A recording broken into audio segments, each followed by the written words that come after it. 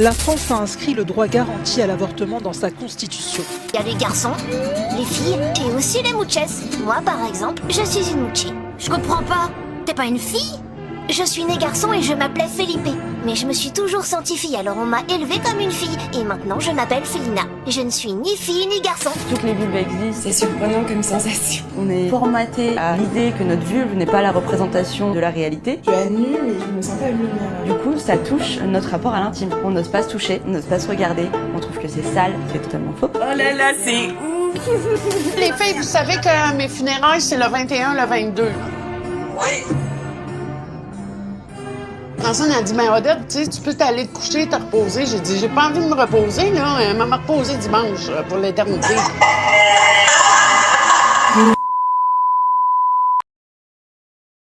On le sent tous, quelque chose ne tourne plus rond. Dans la société, dans les cœurs, dans nos vies, on parle de progrès, mais les gens sont fatigués. On parle de liberté, mais les âmes sont perdues. On parle d'amour, mais on ne sait plus vraiment aimer. La France traverse une nuit politique, une nuit spirituelle, une nuit du sens, du cœur, de la vérité. Beaucoup s'habituent à cette obscurité. On s'habitue à l'injustice, au mensonge, à l'indifférence.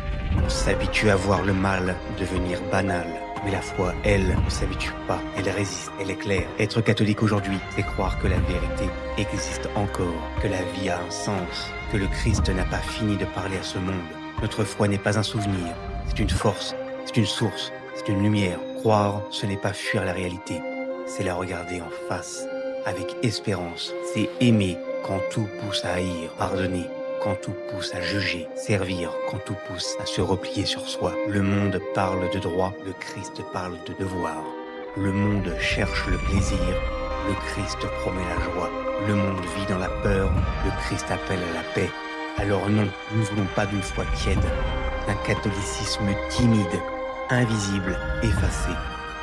Nous voulons une foi vivante, une foi qui agit, qui console, qui construit, une foi qui ose aimer, qui ose servir. Parce que si les croyants se taisent, le monde oublie ce qu'est l'homme.